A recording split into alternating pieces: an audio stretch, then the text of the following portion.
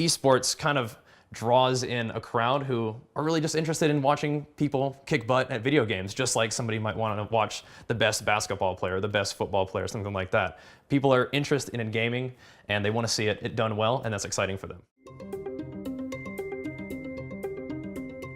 Hey guys, Natasha from Forbes here, and we're back with a brand new episode of The Business of Influence. So in the past, we've talked to people who game for a living, specifically on Twitch. But this week, we're taking a look at esports, whose players and competitions draw in millions in viewership and in revenue. Fans follow their teams and attend matches all over the world. But despite growing popularity, esports organizations are still plagued with the question, is this a sport? I don't think people should be making millions of dollars to be sitting in front of a TV playing video games. I think it's kind of silly. It's kind of like poker, right? I mean, it's the same thing, right? Can you play online poker against people, right? I mean, I would definitely go watch somebody who was top of the line at their craft in video games.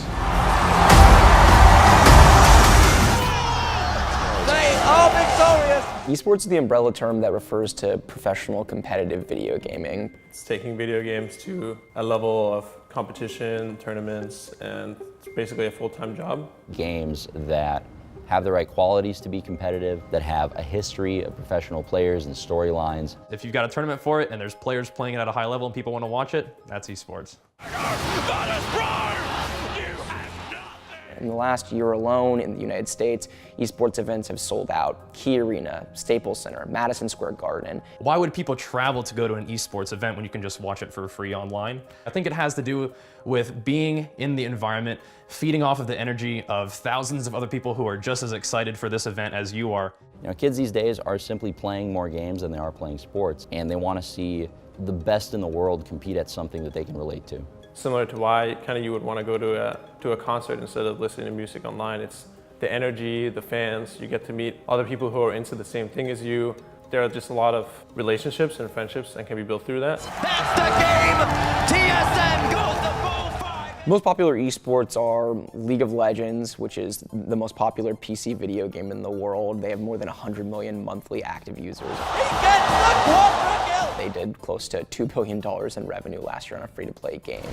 The strike comes in. Counter-Strike, Overwatch, Dota.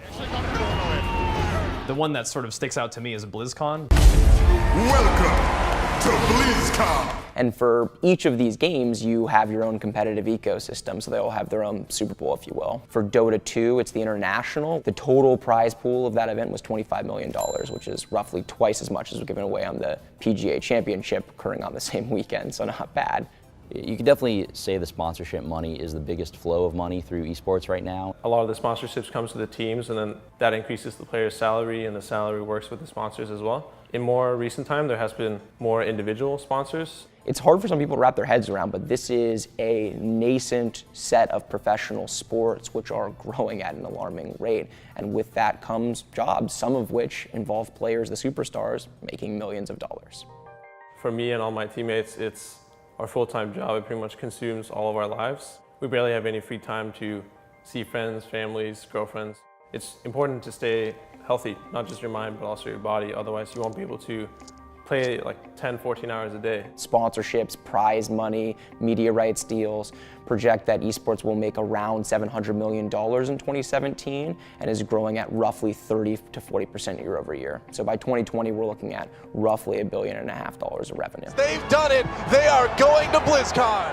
I understand that there's some controversy about labeling video gaming as sport. The people who are playing video games at a high level are extremely mechanically accurate and precise and very well trained from a physical perspective. But I think a lot of what goes on is mental planning, mental tactic making, and communicating with your team and stuff like that. So saying it's not sport because you're not running across a field doesn't really quite capture what we generally think of as sport. I get asked a lot about how I think video games correlate to sport. It's not going to make or break what I do. I still do the same thing every single day, and I work hard regardless of whether it's a sport or not.